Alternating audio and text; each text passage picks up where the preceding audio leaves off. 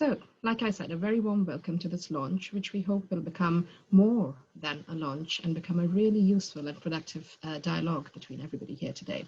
And we've got a fantastic panel for a fantastic book. And Sharing Care is really an outstanding book that I've had the chance to read and also watch develop as it progressed.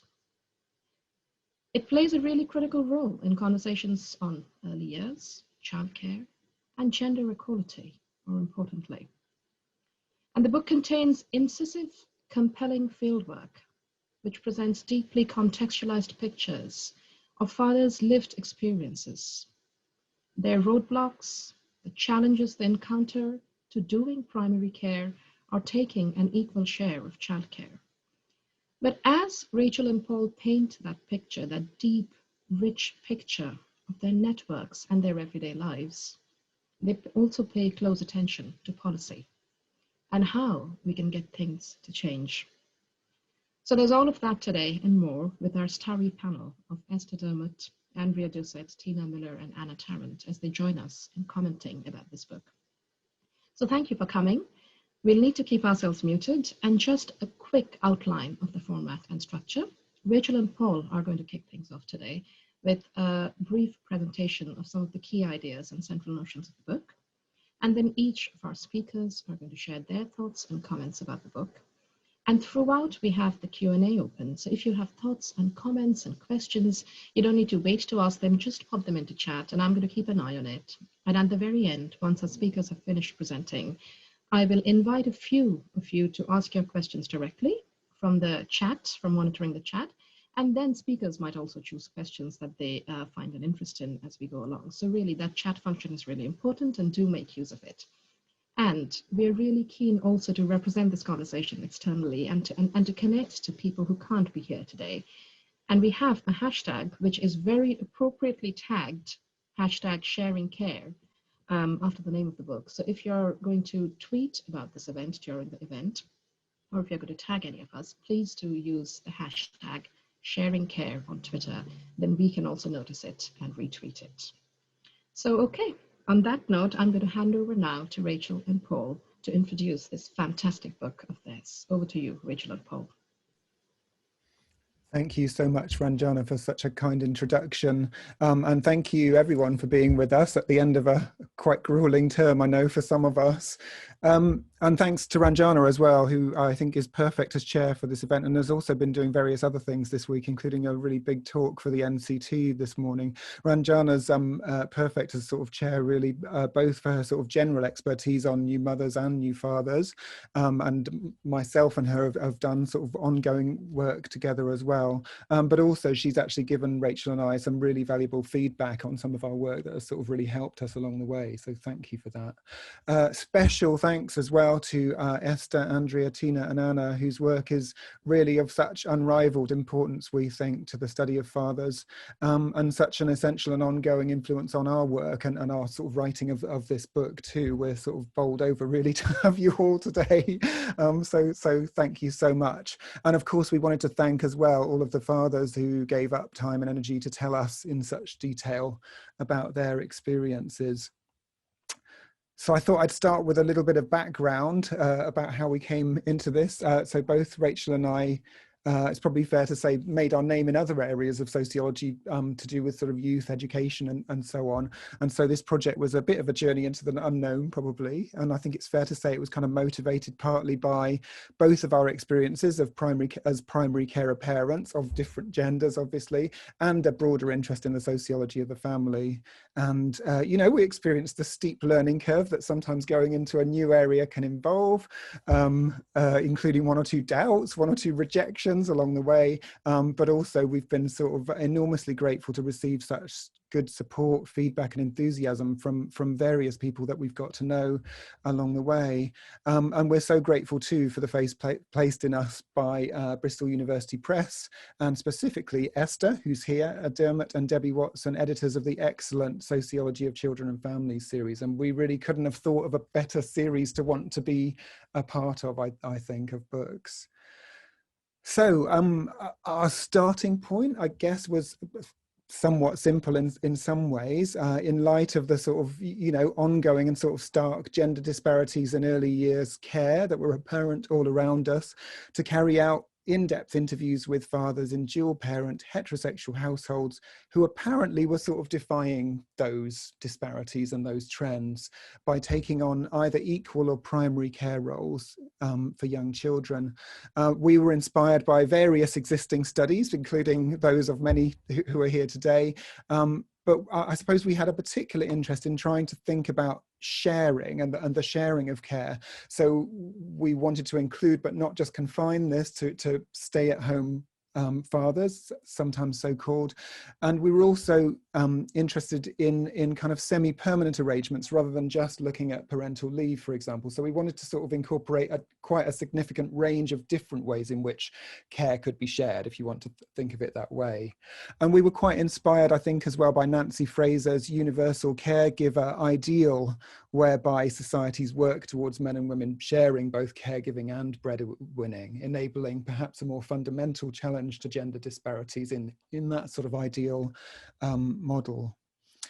All sorts of different kind of conceptual, theoretical ideas kind of run through the book, we think, and all sorts of sort of inspirations from various people. I wanted to just sort of mention the way that we've used one concept in particular, which is the notion of fatherly care horizons. We developed a particular interest in sort of, as some other theorists have done, including Anna, who's here, in kind of thinking about fathers taking journeys, if you like, and sort of thinking about how those journeys go and the trajectories that they might take and how their gendered practices and identities might shift over time. And so we adapted this notion horizons for action, which comes from sort of studies of young people's careers, to try to conceptualize what we call fatherly care horizons. And I guess what we're trying to do there is to highlight the importance of what fathers are able to see as conceivable or feasible or possible for them as fathers and as parents, and what they're not able to see as feasible or possible for them in terms of their roles. And crucially, sort of what factors, whether they're structural or individual or institutional or whatever else, might enable horizons to encompass equal or primary care roles and the identities that might be associated with those to different degrees. And we tried to think about both sort of key moments, so things that might happen that might turn people towards embracing a greater range of possibilities, but also kind of more gradual kind of developments of people's identities, developments of what they're able to see, and so on. And with that, I'm going to turn to Rachel, who's going to take you through just a few, bits and pieces of sort of findings and so on that we thought we'd mention. Okay, thank you, Paul. Obviously, it's quite difficult to cover the whole book in 10 minutes or so. So in my section, I'm just going to highlight 4 main themes that we've hoped to develop in the book. And I suppose to some extent, our findings and these themes kind of confirm what existing studies have shown. And hopefully in other cases enabled us to build on that work and to extend the argument slightly. So the first theme that I want to talk about is the kind of father's motivations for taking on their role as an equal or primary carer. And I think we found it quite interesting that in most cases it seemed to have been particular circumstances rather than long-term orientations that had been pivotal to how these arrangements had come about.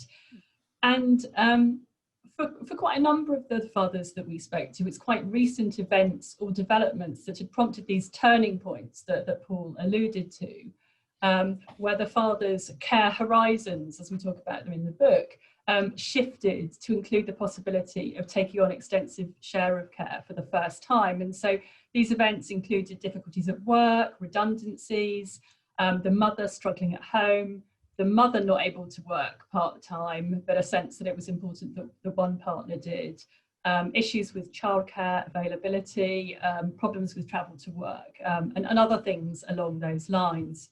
Now, obviously, not all fathers, or indeed not all mothers, would have responded to such circumstances in such a way. So there was obviously something in their existing orientations that was important here.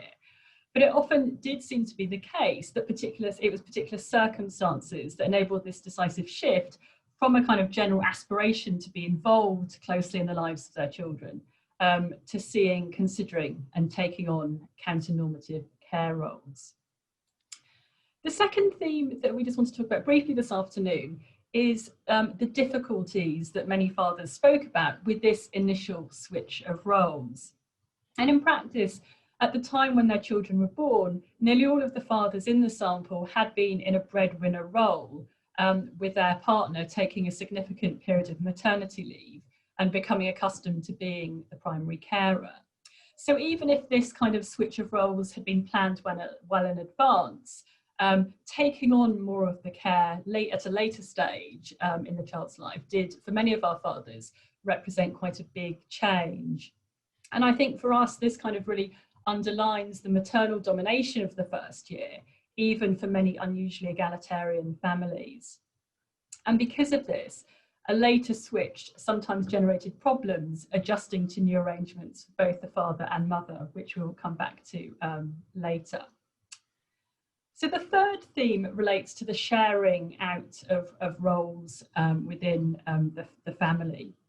And I suppose we were interested in exactly how roles were divided up in these families over time, how much exactly fathers were taking on, and how they were coming to see themselves in relation to their partner. And in spite of some of the initial difficulties that I've just alluded to, overall, I think we were struck by the tendency for the fathers to see themselves as largely interchangeable with their partners with respect to most of their care roles, rather than as distinctly masculine or male. And this was kind of articulated quite explicitly by many of the fathers that we spoke to. So in discussing this, we use the way interchangeability as a concept has been discussed by Gillian Ranson, but I suppose we extend it by arguing that fathers use it for describing their identity as well as their practices, referring to the notion that either they or their partner could step in to cover different roles according to need, and their position that gender actually played a minimal role in these divisions of labour. So there was some allusion to differences of style of care, some fathers talking about a kind of rough and tumble approach, but also I think there was quite striking data to suggest that over time they did embrace a range of roles and styles, including those much more to do with emotions and affect and closeness in relation to their children. And there seemed to be evidence here that these fathers were embracing the kind of caring masculinities that Carla Elliott has talked about through their specific practices and the development of these close bonds with their children. However, having said all that, I think it's also important to note that in our data, there were aspects of care that traditionally are connected with mothering that still seemed important to these fathers, and that in these cases, practices did seem more traditional in many respects. So, for example, the fathers told us about, in some cases, their children retained a preference for their mother, particularly in relation to kind of giving emotional comfort and support. And some fathers talked about how they struggled with this themselves. They also talked about how in some cases the mother was still taking on more organisational and executive responsibilities, so planning, decision-making, etc. And in a lot of cases, the mother seemed to be more active in organising or liaising with professionals and also with other parents outside the home. Now, in explaining this, we think that some of it is related to the impact of this initial period of maternity leave that I spoke about before, in terms of establishing responsibilities and broader gender notions of intensive mothering. So I think in some cases it was apparent that it was quite hard for mothers to be able to feel that they could let go of the things that they had been responsible for, and for men to fully take everything on at this point when responsibilities shifted. But as well as that, we argue in the book that there were some external barriers that made it difficult too. So for example, men had become used to various professionals expecting to speak to their partners rather than them. And examples were health visitors, doctors, staff at nurseries.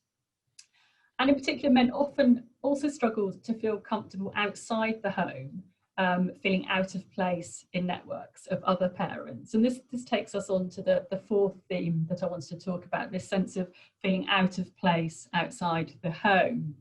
Now, as I'm sure most of you know, caregiving fathers' difficulties engaging with other parents and with spaces outside the home has been documented quite extensively in other work, and Andrea Dussett's work has been pioneering here in developing this idea in considerable detail, and that was obviously very influential for us when we were looking at our data. But our study and our data would suggest that the kind of difficulties that Andrea documented quite a while ago now are still very significant in this sample of contemporary British fathers, and that the fathers that we spoke to often did feel very out of place in parent networks and daytime parenting spaces more generally. So they're really kind of strongly evidenced developing comfort with most aspects of the care in their homes, contrasted very strongly with their feeling of being unable to engage properly externally outside the home. And I think we argue that this placed quite a considerable limit on interchangeability and the development of their care horizons and their identities as caring fathers. And indeed, most of those that we spoke to said that when they were caring alone for their children, they typically stayed at home. And they often explicitly contrasted this with what their partner had either done when she was on maternity leave or what she did on days when she was caring for the children, for example, at weekends, where she was much more involved in wider networks and events. And initially, when we spoke to the fathers, most explained this in terms of their own kind of personal traits of being very introverted, for example, and not sociable. But during the interview, when we tried to explore these kind of themes a little bit further and in more detail, it became clear that many had actually kind of, wanted to join in these spaces, had felt, that that's something they would like to do, but feeling out of place, largely because of being a caregiving father in a space that was dominated by mothers. And they talked about either experiences of or fears that they might be feeling judged or marginalised when they were out during the day or tending kind of parenting and child events.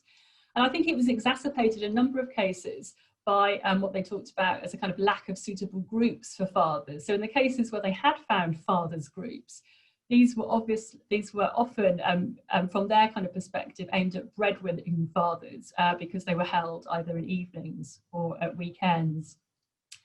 And these feelings of exclusion seem quite important to us for the father's own well-being, for their mental health, for their sense of themselves as fathers, and in particular the limits they impose on full interchangeability. But I think also for wider society, making the fathers who share care in this way more visible in wider society seems quite an important component of normalising such roles and helping to bring about further change.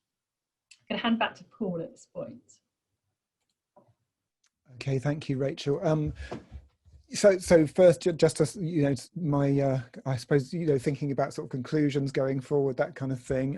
We're conscious that there are a number of sort of limitations to the study. I think we were very proud of the diversity of the sample in terms of types of arrangement, in terms of the range of different approaches to sharing care. But the sample is not so diverse demographically. It is a largely sort of middle-class white sample. We chose deliberately to focus only on dual-parent heterosexual households, as it were. That has some advantages in terms of what we were able to look at in our focus, but also clearly some disadvantages too. And there are a number of other sort of ways in which we would possibly do things differently and everything else. Nevertheless, some thoughts on maybe one or two of the sort of lessons that we feel like we've learned through doing this, and ways that we might go forward in terms of thinking about enabling more fathers to share care, and I suppose making things easier and less challenging and more likely to last for those who do.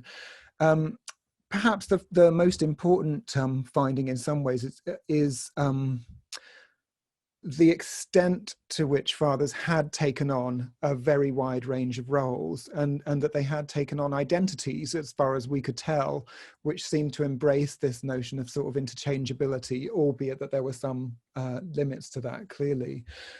So we think it sort of really highlights, as one or two other studies have done as well, how far when fathers do get really involved in caregiving practice, and perhaps particularly caregiving by themselves, that it does develop these competences, it does develop their identities over the time, and it does develop their horizons, so that what they're able to see as possible or feasible or likely for them as a father, you know, potentially can sort of fundamentally change, we think, through all of that practice.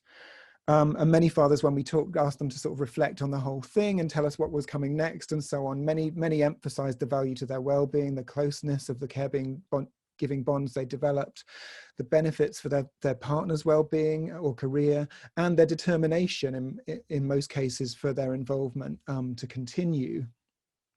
Nevertheless, for all the distance that they had traveled, our assessment was that the continuation of their roles was not sort of entirely assured in a number of cases. And we sort of highlighted the particular importance of sort of life events that we term crossroads sort of events, where at a particular point arrangements become revisited with the potential for a change in practicalities and also possibly a change in horizons as well. And so that could be the end of a period of paternity leave. It could be the birth of a second or third baby. It could be children starting nursery or school. So points at which everything kind of suddenly is a little bit up for grabs again, where things can potentially change. And we also talk a bit about, and this is something that other people have talked about in different terms, possibly the notion of default maternal responsibility. And so when we were talking to the fathers about what was next and how far things might continue and so on, some of them kind of indicated that in spite of everything, the mother was still sort of regarded as like the default person. So were circumstances to be different, or were circumstances to become different in the future, somehow they had this sense that she had sort of first preference on being primary carer if events were to sort of mitigate in favour of that kind of thing. And that also possibly connects to what Rachel was talking about, the tendency for fathers and mothers to sort of mutually reinforce a sense of mother, perhaps sometimes having ultimate responsibility, even if things are being shared in other respects, and even if perhaps the father's doing more of the actual practical stuff than the mother. And this is partly reinforced within the home by mother and father, we think, but also outside the home, where caregiving fathers are so starkly reminded of their gender, and where that kind of default maternal responsibility perhaps becomes institutionalized in various ways too. So how do we help care sharing to deepen and broaden? This is going to be a bit brief because I'm conscious of time. I think we feel like we need to encourage and support a diversity of care sharing arrangements, and longer term ones need explicitly supporting, as well as just sort of periods of paternity leave. So I think our study does very much sort of emphasize the value and potential need for long periods of paternity leave that are supported in the right ways and so on. But it does also indicate, you know, a number of the people that we were talking to had only started sharing care after that period, after their partner had, you know, up to a year of maternity leave or more even. So we need to do more to sort of help those people in that situation. And also we need to do more to help those who maybe have taken paternity leave to continue with kind of equal or greater sort of roles in care as well. We shouldn't assume that if they take paternity leave that sort of automatically leads to the kinds of things that we might hope that it would. The other thing I really want to emphasize is we do need to sort of help fathers to feel more comfortable as parents and carers in their own right, and particularly in parenting spaces, institutions and communities outside the home, and to send the regular message to them that these are spheres in which they belong. So we need to address them as full participants in the process, right from the beginning of sort of pregnancy, and to address them as potential equal and primary carers from that point onwards too, rather than just supporters. So whether that's in leaflets or courses or websites or appointments. And that connects to this work, but it also connects with work that I've done with Ranjana on fathers and mental health, where this sort of tendency for fathers to feel somewhat peripheral at that stage in things right from the start is coming through sort of really strongly there too. And we need to normalize fathers' participation in all of these kind of parent, baby and toddler events, activities and communications. And some of them, of course, for very good reasons, might need to be mothers only, but some of them we think perhaps don't need to be, and that could be sort of looked at in various ways. So quickly looking forward, it's impossible, of course, not to mention the potential significance of COVID-19, where, I mean, there may be negative and somewhat more encouraging signs in respect of all this. So on the negative side, fathers' exclusion from sort of key antenatal contact points and parts of births and maternity wards and everything else, you know, might unfortunately exacerbate their marginal supporter positioning, as Ranjana and myself have argued elsewhere. Meanwhile, early research does seem to suggest that mothers have taken on, perhaps not surprisingly, a greater amount than fathers of the additional care burden that lockdown has often generated. Nevertheless, many fathers have spent substantially more time with their children than ever before during periods of lockdown. And so it's worth considering if for some that could function as a sort of crossroads or turning point for them, whereby horizons possibly shift. There is, of course, much research taking place on all this, and we watch and read with great interest. And we're also in the process of hopefully arranging to re-interview some of the fathers from this project, from this book, to explore how their arrangements have progressed in general and also in relation to lockdown specifically. And at that point, we will leave it. Thanks very much.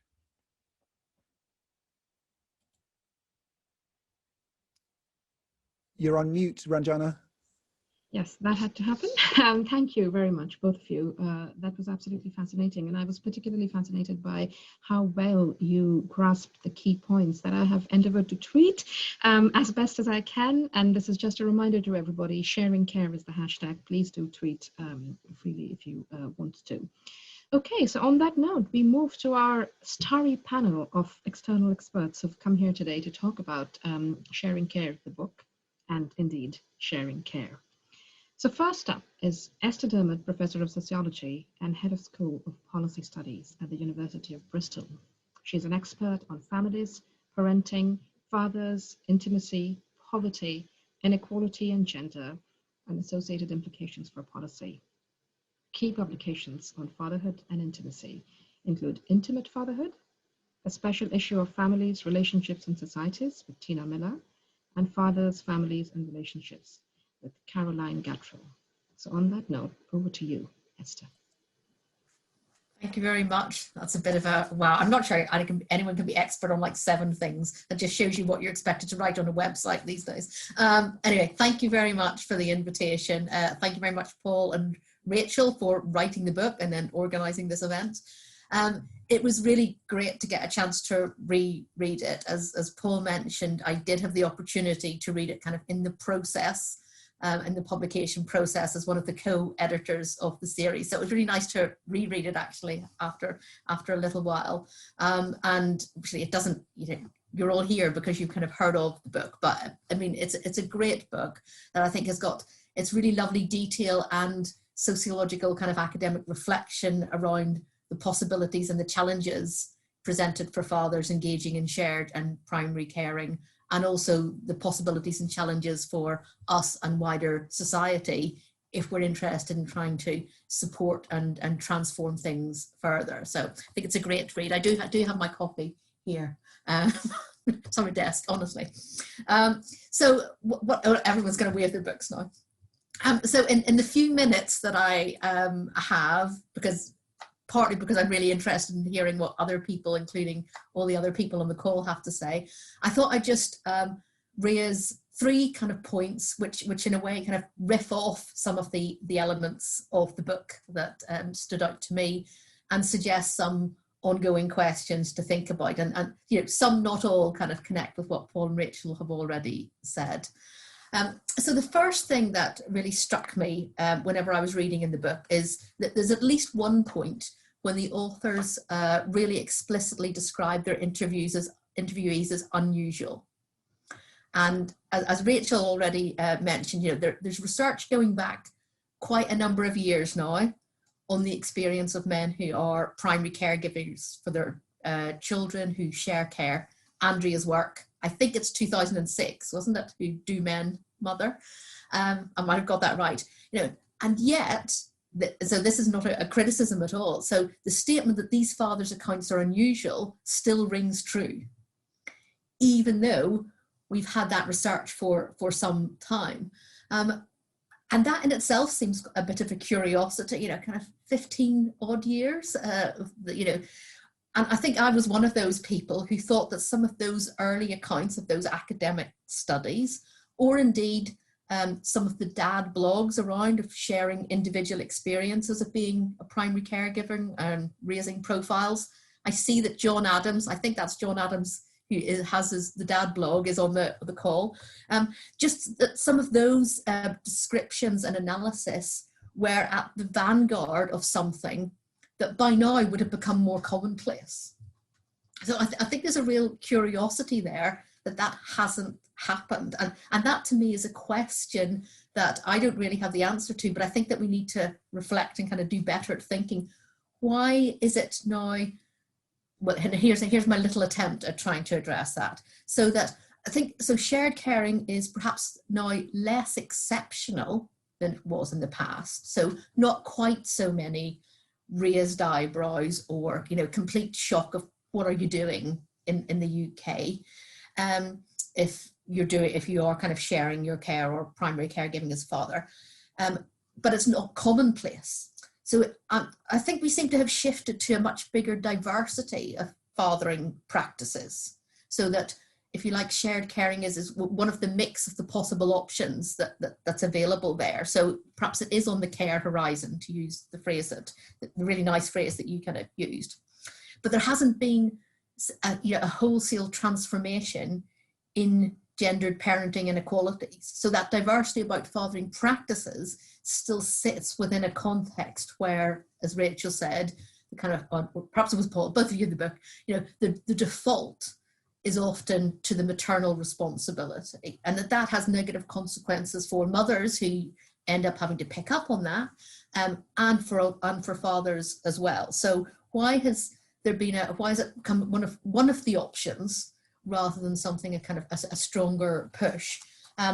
And I guess, you know, it's quite a UK perspective, so I'm interested to hear people who've kind of got more research experience from kind of other countries. So, you know, is this a UK only experience, or other better examples we could draw on?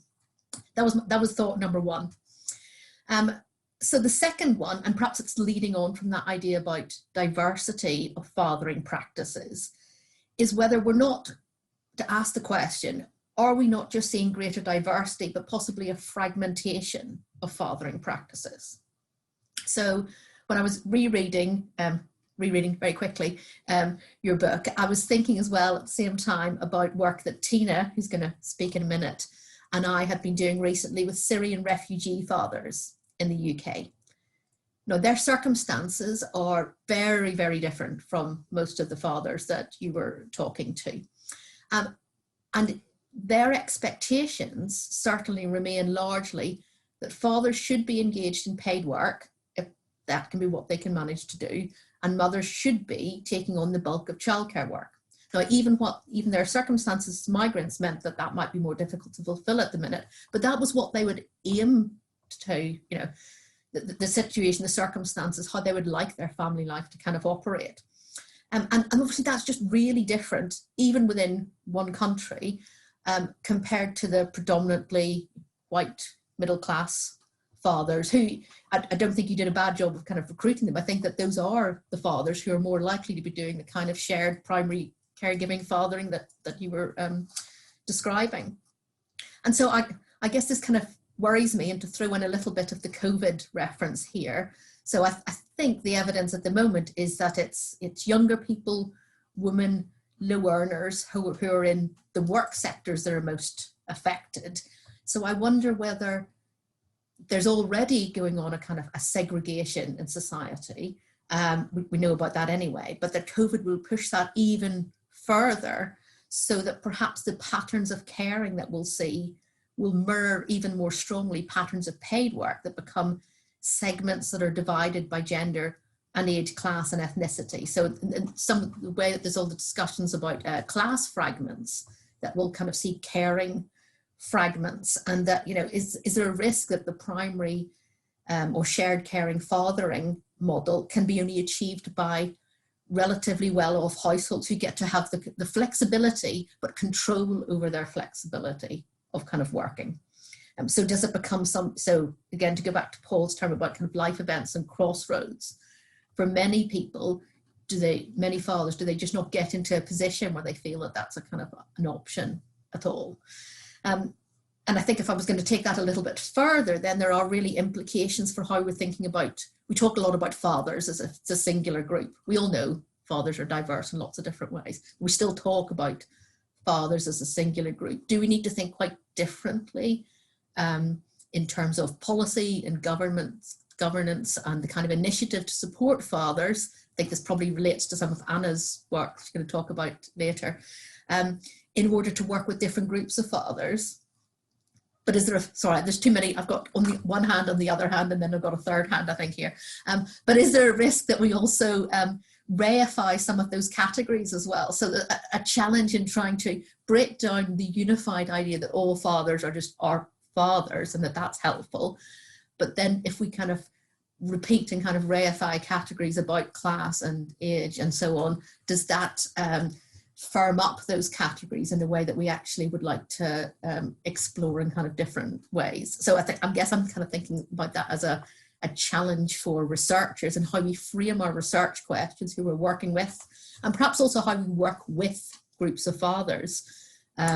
So there's a paper that I've co-authored with some colleagues at Bristol, which is actually talking a little bit about a slightly failed attempt at co-production with fathers. And actually one of the problems was that the fathers were so diverse in their views that the idea of working with and developing something that was useful for these group of fathers, it wasn't really kind of possible to come up with something very easily. That was point 2. I'm not talking as neatly as Paul and Rachel did. Sorry, Ranjana, if you can't tweet this. And then the third one, this is really big for what's a Friday afternoon here in the UK, just before Christmas. But I guess it's about the question of what is care, and what do we think about as care? So we can go back to Fraser and ethics of care and kind of philosophy if you want to. But I suppose I was thinking about something maybe a little bit more narrowly framed than that. But it does kind of connect up with the idea about what Rachel was talking about different aspects of care, and that the mothers that you talked about maybe kind of held on to some different kinds of responsibility for care. There's often a kind of a reverse when we're trying to think about fathering. We kind of talk back to that kind of primary engagement, secondary engagement and responsibility. I think we kind of struggle to think more dynamically around that, although I see Helen Norman's on the call, and she's also kind of talked about different aspects of involvement. And I think that becomes really important when we want to look beyond really young children, the babies and really young children who are the focus in this study, to look at older children, when I think the definitions of what care could be and should be become much more fuzzily defined. So of course, food and shelter are required, but what does psychological support, what does intimacy and developmental balance between providing security but supporting children into young adulthood and independence actually mean in terms of the things that we want to look at? What is that? How do we measure that care and kind of conceptualize it, and then measure it to look at who's doing what? Because I think really trying to get the grasp of how mothers and particularly fathers engage with slightly older children is something that I think that there's a real space for people to kind of like examine. Maybe some of the follow-up studies that you'll be able to do will be able to kind of look at some of that. I know there's a number of people in the call who've done longitudinal research. There's lots of other things that we could talk about. I think, you know, the idea of how to promote change, and particularly the role of policy in that. But I think I'm more than out of time, so I'm going to work on the basis that other speakers will kind of pick up on those elements. And just to finish off and say again that it was great to read the book again. I really enjoyed it, and I'm looking forward to the rest of the discussion. Thank you. Thank you so much, Esther. That was really good. And I have indeed managed to produce a 140-character tweet out of the first two of your 3 points before you asked what is care, and then I couldn't manage to fit it in. But thank you so much, and particularly I think the point about the possibilities of segregation by race and gender, etc., in the light of the coronavirus pandemic, and whether we will see more fragmentation was really interesting, and also your attention to longitudinal studies. And that reminds me of Paul and Rachel's ideas about sort of perhaps going back to their participants and interviewing them again. So there's a dovetailing there that was really interesting. On that note, our next speaker is Andrea Dussett, who's Canada Research Chair and Professor of Sociology and Women's and Gender Studies at Brock University. And Andrea's research addresses the meanings and practices of caregiving responsibilities, especially for fathers. So issues around ethics, methodology, etc., and knowing with and from narrative accounts. Her book, Do Men Mother, is one we have all heard of and read. And so on that note, over to you, Andrea.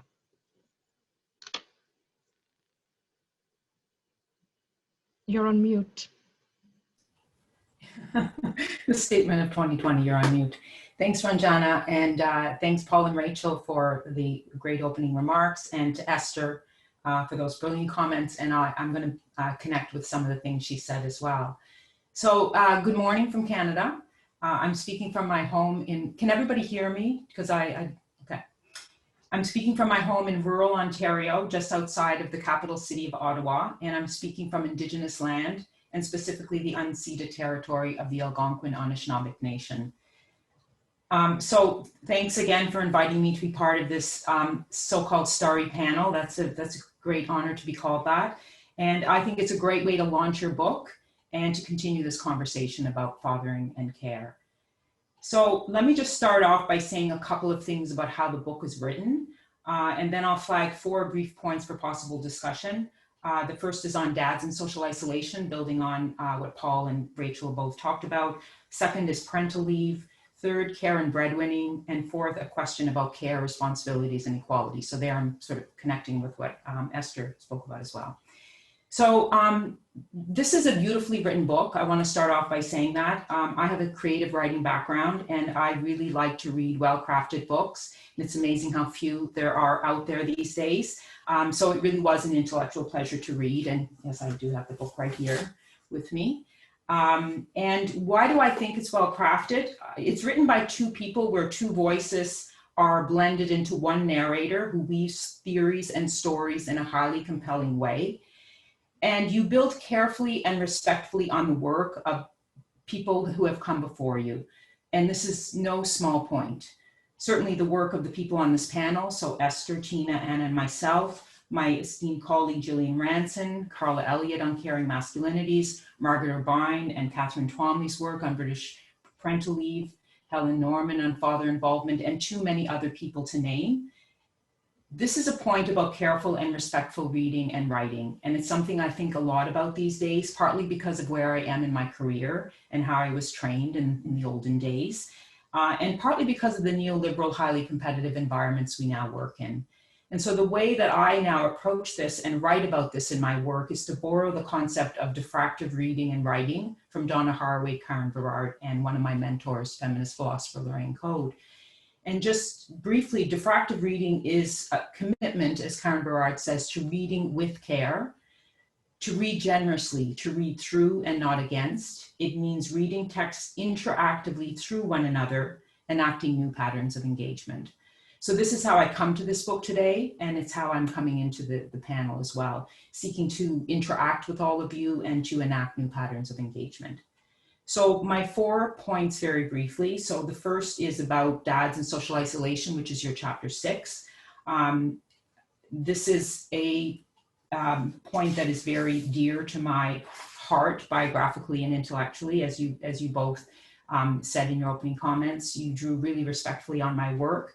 And for people who've read Deepen Mother, that issue is where my fathering research journey began. My partner's experience of trying to join a mums and tots group in Cambridge, England, almost 30 years ago was what led me to study caregiving fathers.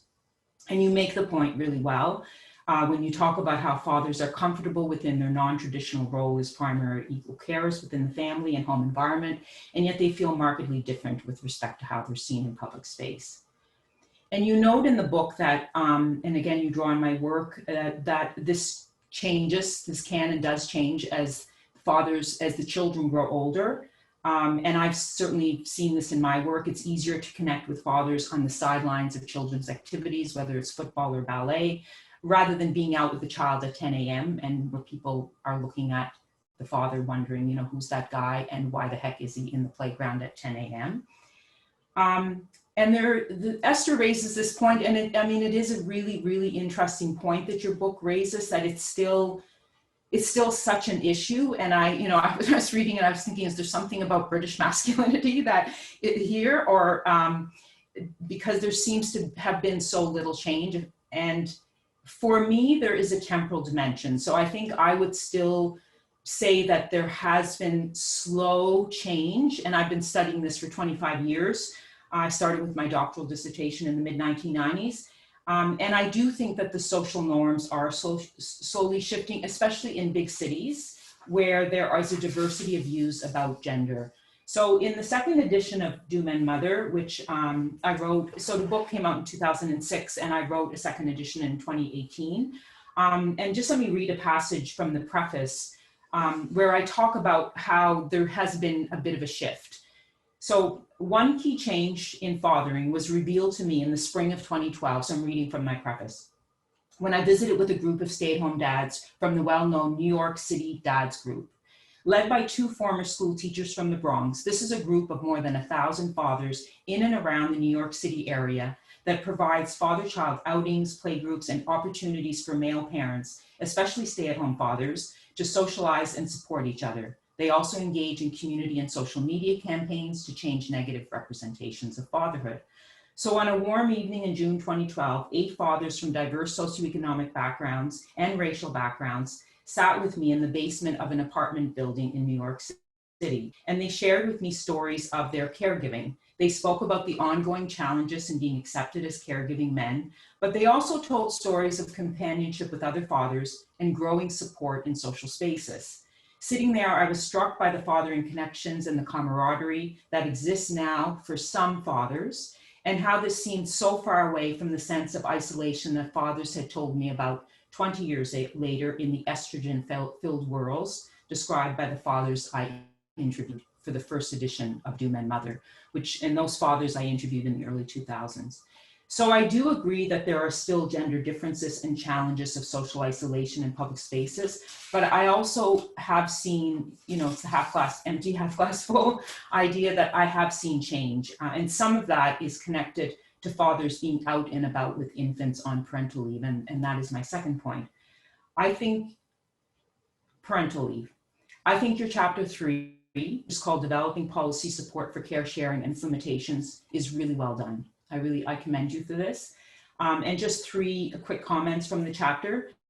Confirm an important argument that's been made by my colleagues in the International Network of Leave Policies and Research, when you write, quote, leave tends to be most effective in facilitating fatherly involvement when it is well paid and offered on a non-transferable basis. It's a point that Peter Moss and Fred Devon has made in 2015. They made it again recently. It's a really important point. Secondly, you make the point that parental leave is not enough.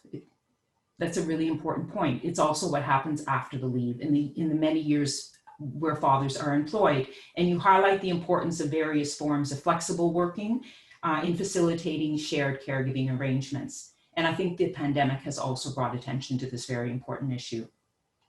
And finally, you make an argument for parental leave for fathers and how the design of parental leave in the UK has to be reconceptualized and redesigned. But you also note that fathers can develop these caregiving relationships even where they've not had the option of taking leave. And I think that's an important point. My third point, my third discussion point connects with what Esther said, and I really struggled with how to say this because I've been writing about it a lot recently, and it's a very complicated point, but let me just try. It's about care and breadwinning. And so this is this is more along the lines of sort of thinking about how to widen this for diverse populations. So as Esther says, you're very clear and transparent about the limitations of a sample of men who are mainly white and middle class. And as you said, Paul, there was a lot of diversity of the shared caregiving arrangements. But there's a few places in the book where there's a division between breadwinner-focused fathers and caregiving fathers. And I thought that division or tension might be interesting to discuss. And I'm thinking Tina will probably have thoughts on this as well. So for someone like me who began my career studying caregiving fathers, I've begun to question, interrogate, and rethink the concept of the stay-at-home father and involved fathers. And I've written a few pieces, one in Sex Roles in 2016 and one in Genealogies in 2020.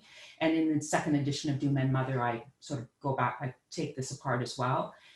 And that thinking comes from research with low-income fathers, with ethnically diverse fathers, and in two projects that I'm currently involved with doing with Indigenous and Black Canadian families, where parents are in precarious employment. And so I've been thinking and writing about this divide or binary between breadwinning and care that often shows up when we write about caregiving.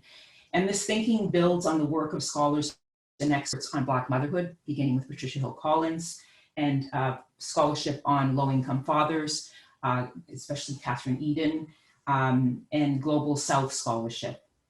And all of that work highlights how provisioning is tightly entangled with care rather than separate from care. But it's a really delicate point.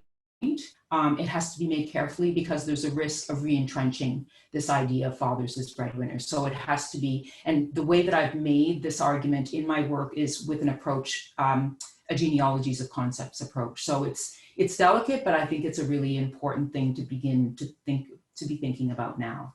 And I do think, Paul and Rachel, that you begin to address some of those complexities in your chapter on shifting care horizons, especially in the section on circumstances and expediency and transformation. So we could maybe pick up on that in the discussion. Okay, and I'm at my last point. And it's about care, responsibilities, and equality, and it really connects with what Esther just talked about. So you acknowledge at the end of the book that you focus deliberately on the perspective of fathers in order to highlight in detail their experiences.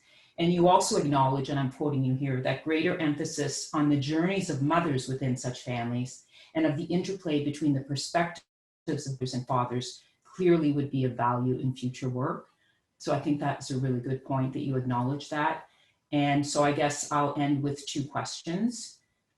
What is the relationship between the daily caregiving, which the fathers say is equal or more than equal in some cases, and responsibilities for that care, and then equality?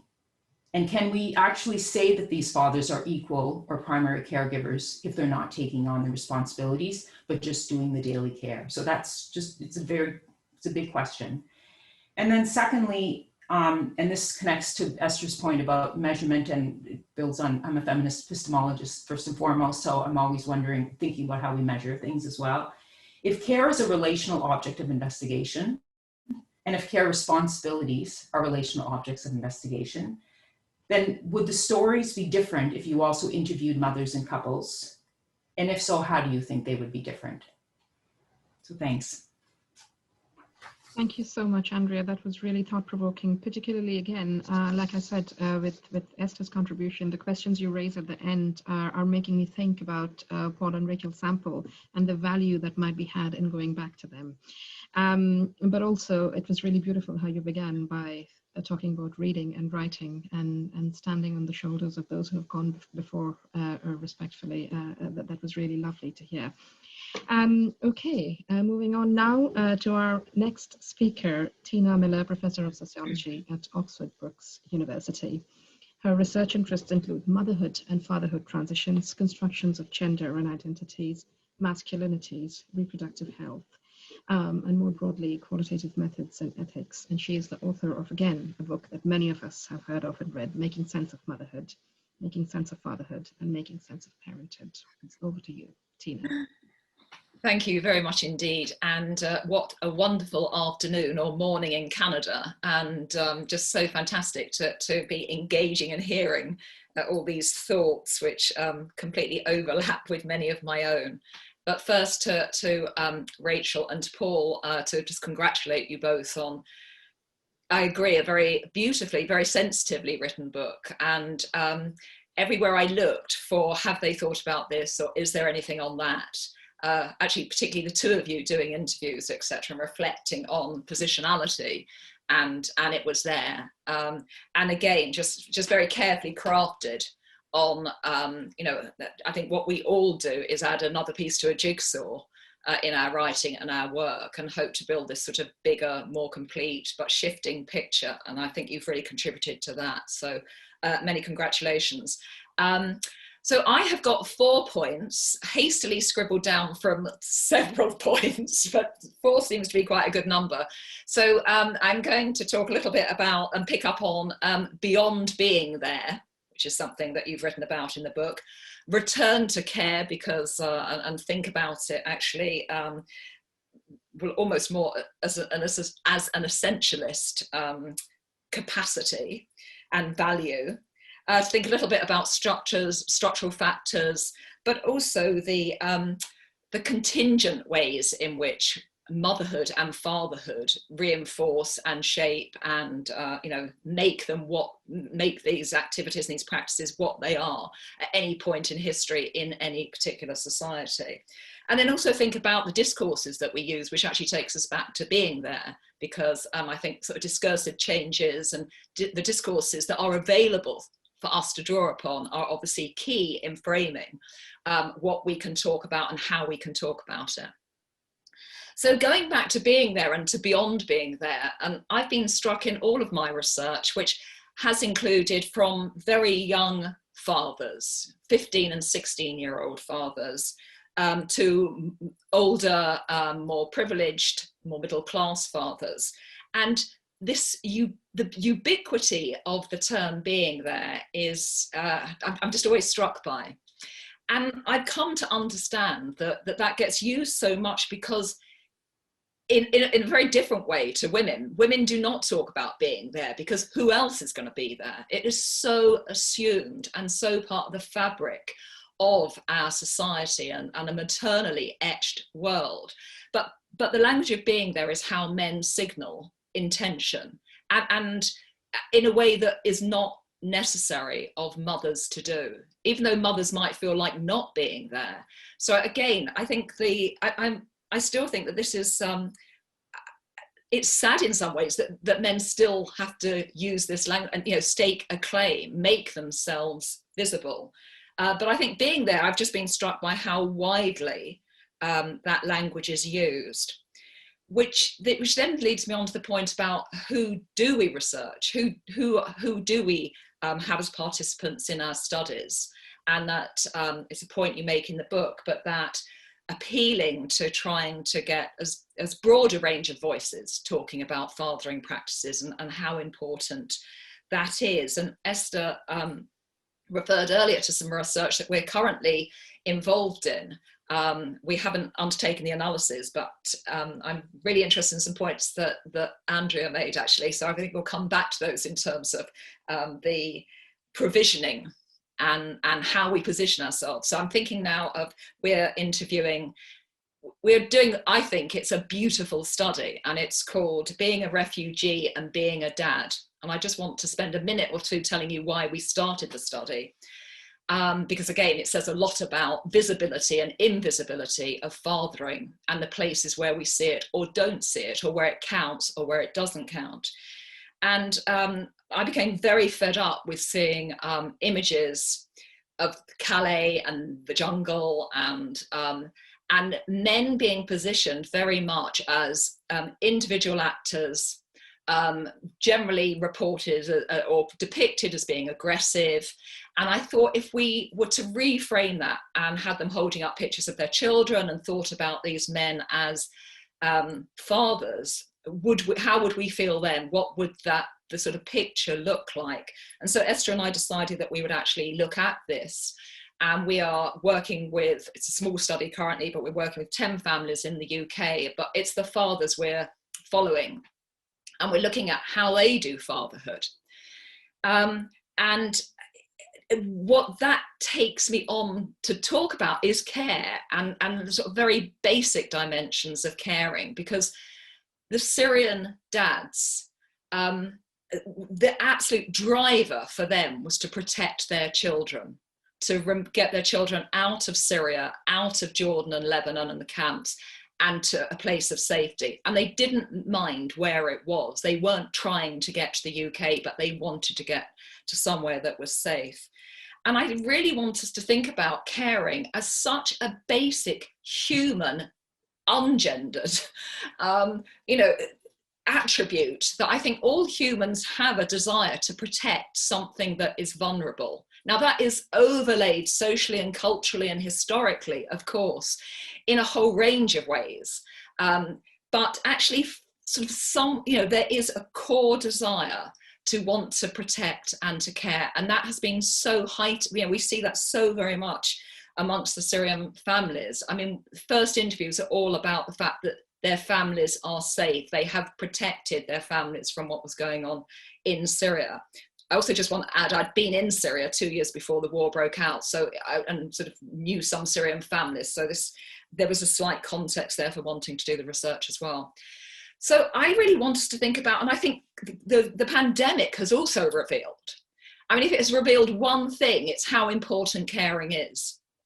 And how, instead of always thinking about how do we fit caring around paid work, wouldn't it be an amazing world if we thought, how do we fit paid work around caring?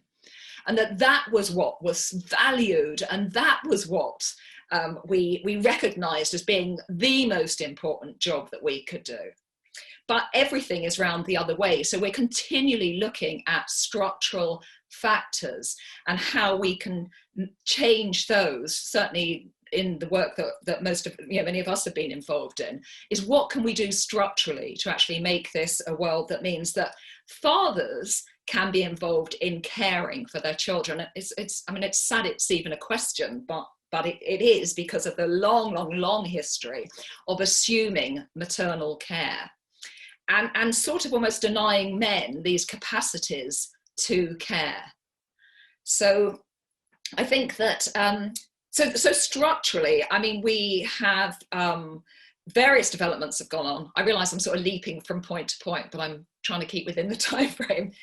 Structurally in the UK, I mean, one of the biggest things that has been introduced is shared parental leave, which appears to say it all and appears to sort of be, this sort of wonderful idea and really, an opportunity to make progress. But actually, when you delve into, as several people on this, in this meeting will know, when you delve down into it, there are various conditions that have to be met before parents could decide to consider shared parental leave. And I've recently been back in the field. I've repeated my original Making Sense of Motherhood study with a whole new cohort of women. And I've just been really struck by how reluctant they are to share what they regard as their entitlement and holiday. They haven't had the baby yet, so their leave is going to be a holiday. But this idea that actually, why would they share that? Because that is their, they've worked for that, they've earned that, and that is their leave. And I think this, as Andrea was saying, Peter Moss and lots of people have been calling for non-transferable, named leave for fathers. And I think really, until we get to that being equivalent to maternal leave that mothers have, then we are this disparity. It flags, it signals something about responsibilities from the word go, and they're really entrenched. I mean, they're very hard to disrupt, and I think that there are ways of trying to do that. So changes in policy, having more men in early year careers, in all of those sorts of areas which we know have been less well paid, associated with women, therefore less well paid, largely invisible parts of how the social world works.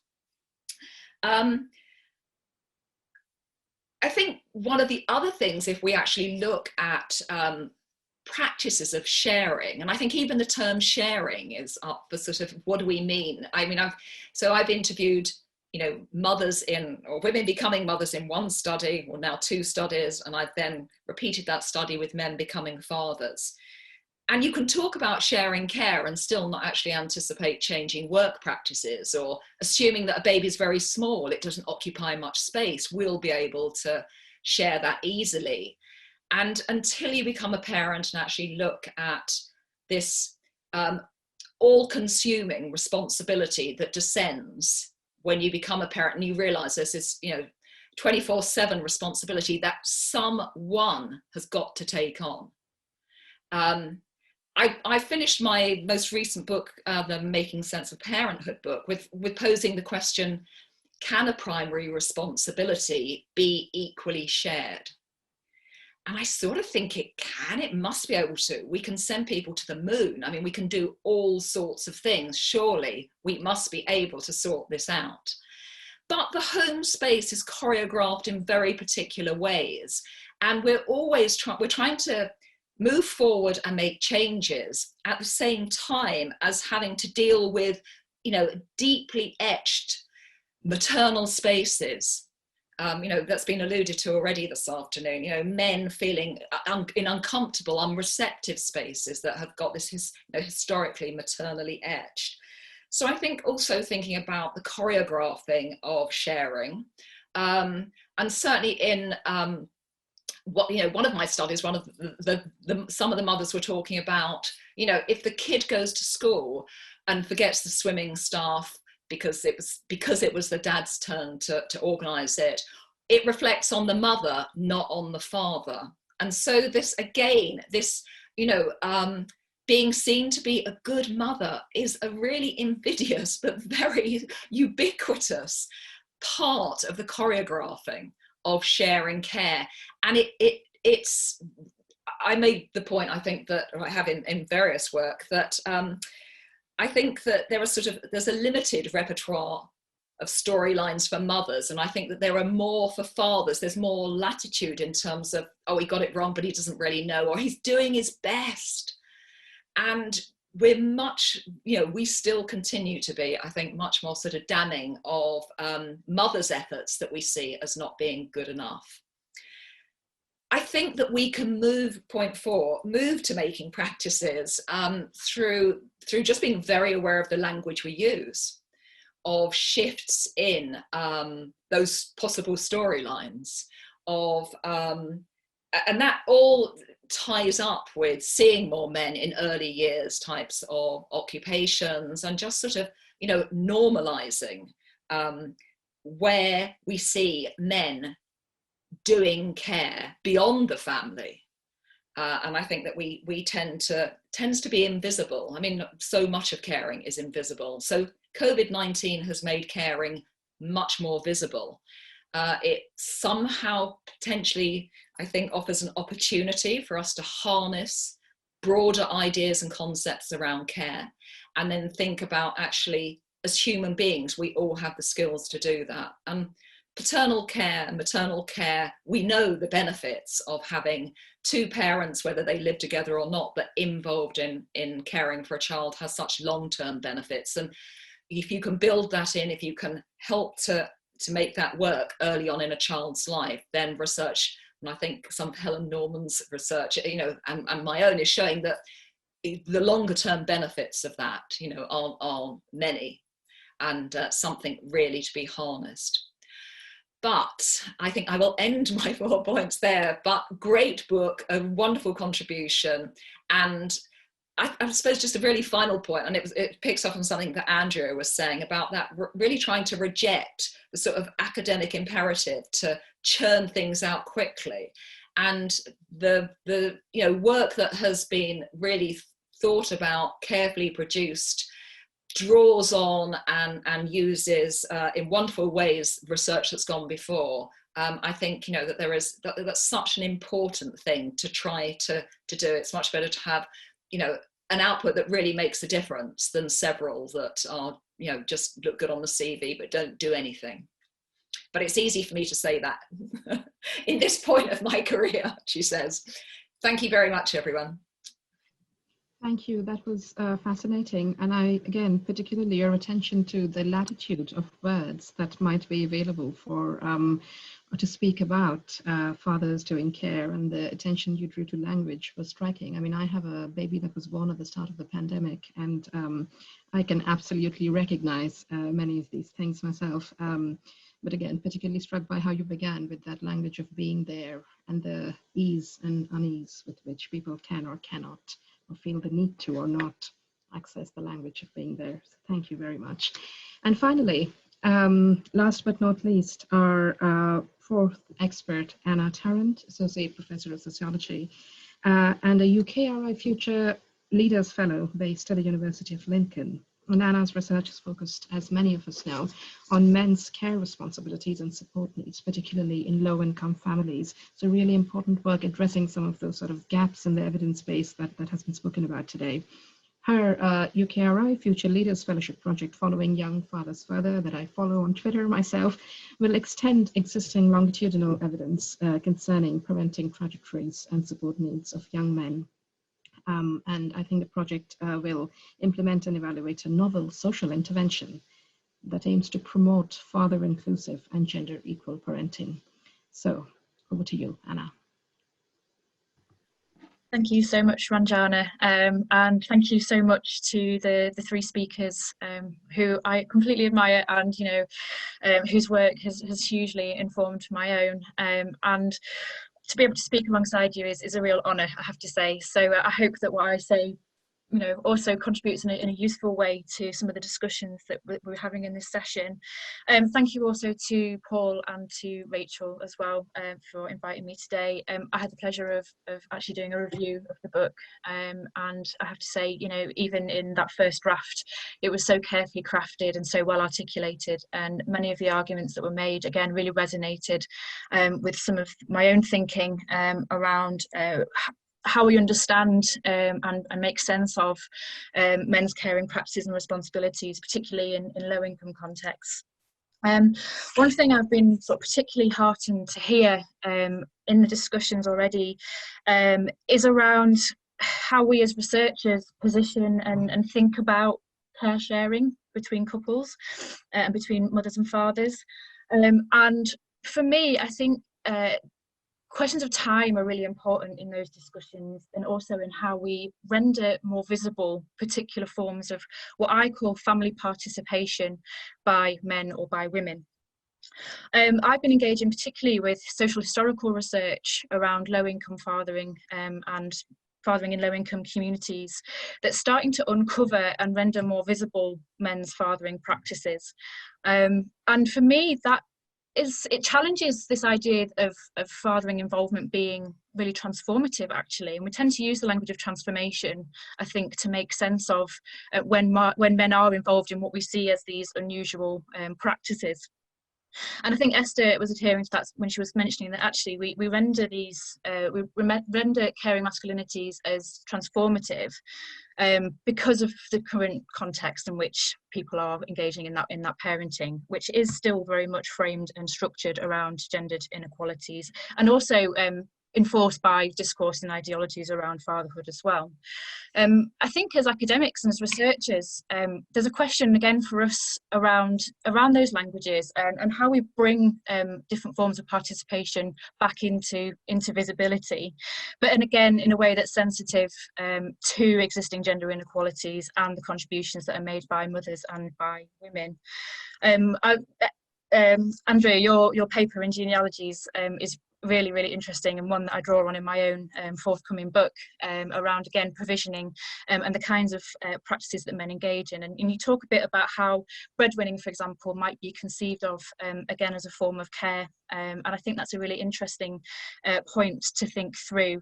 Of course, women have been provisioning economically for centuries too, and often that gets invisibilised and obscured in the way in which we think about the organisation of work and family lives. So again, I think there's a question there again around how we position men and women in their particular roles in families.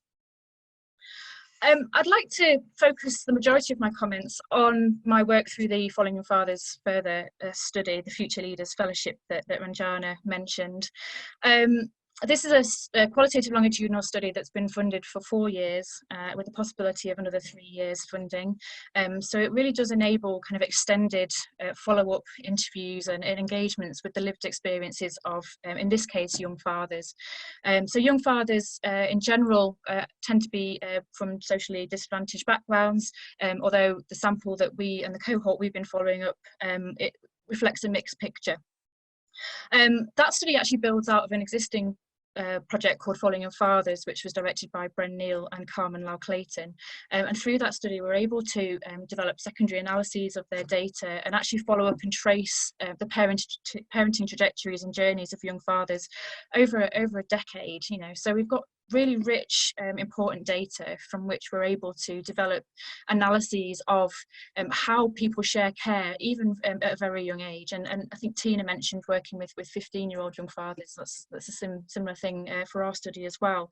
And actually now we're following up with young fathers who are in their 30s and have been parenting for over 10 years, some of whom have been really heavily engaged in the early care of their children, and some who are experiencing a range of different barriers and challenges in terms of maintaining relationships with those children and being able to see them. And again, that's linked to a whole range of different circumstantial issues around engagement with relationships with partners, with grandparents and wider family members, but also, you know, how they're supported or engaged with by practitioners and those who they come into contact with across their parenting journeys.